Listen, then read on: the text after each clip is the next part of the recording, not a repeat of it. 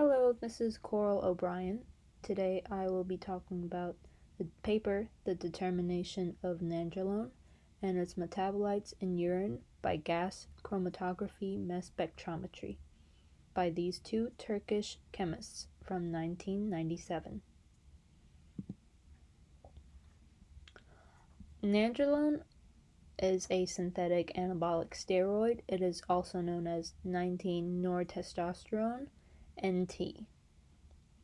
Um, when you take nandrolone, it can have side effects such as increasing the risk of liver disease, cardiovascular incidents, as well as masculinization, abnormal menstrual cycles, deepening of the voice in females, and acne, increased aggressiveness, reduced size of the testicles, and decreased sperm production in males.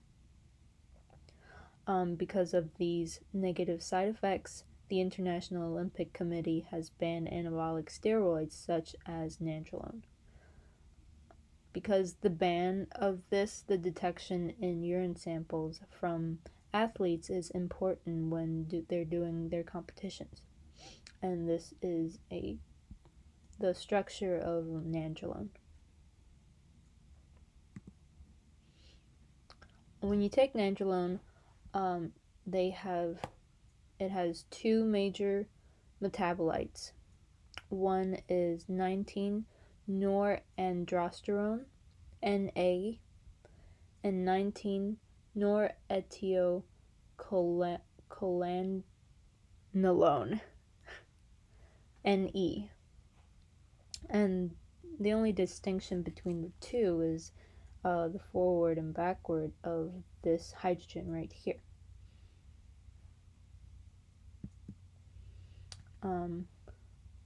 And the paper chose to use gas chromatography mass spectrometry, which they abbreviate as GCMS, to do the detection method of NT, Na, and Ne because of its selectivity, sensitivity, and rapid rate of analysis. So basically how GCMS would work is that you would prepare a sample that will be injected right here into the GC instrument, which will go through the column, which has stationary phase and mobile phase. And the mobile phase is usually inert gas like helium. So after it goes through the chromatography, the separated components of the sample will go through the mass spectrometer right here. And they will break into distinct fragments, and then the computer will use that information to create a M/Z versus abundance graph right here. And then we can identify the compounds in the sample. So a GC graph would look like this, separated Na, Nt, and Ne, and then we'll use one of these components and we'll put it in mass spectrometer, and that will break into distinct fragments. And in this one, this is Na right here. So before we put this stuff in the GCMS, we need to prepare the sample. So they got these samples from one healthy man before to 3 days after 10 milligrams of nandrolone was administered orally. So the NT, Na, and Ne were extracted from urine using multiple reagents and solutions, which are listed in the paper itself. If you are curious, you can go through and look at them all. After they're extracted, they are derivatized by MSTFA, ammonium iodide, and dithiooerythritol mixture, and they're heated at 60 degrees Celsius for 15 minutes. So So after all this is done, it is injected into the GCMS and analyzed. So there are multiple conclusions of this experiment. The first one, they wanted to know the extraction yield of nandrolone, which was 82%. Then they wanted to know the minimum detection limit of the NT, which was 12 nanograms per 1 milliliter of urine. And in the mass fragmentations graph, nandrolone's metabolites show characteristic ions at m/z 405, 420, and 422, but the relative abundance is different, which we'll talk about the relative abundance in a minute.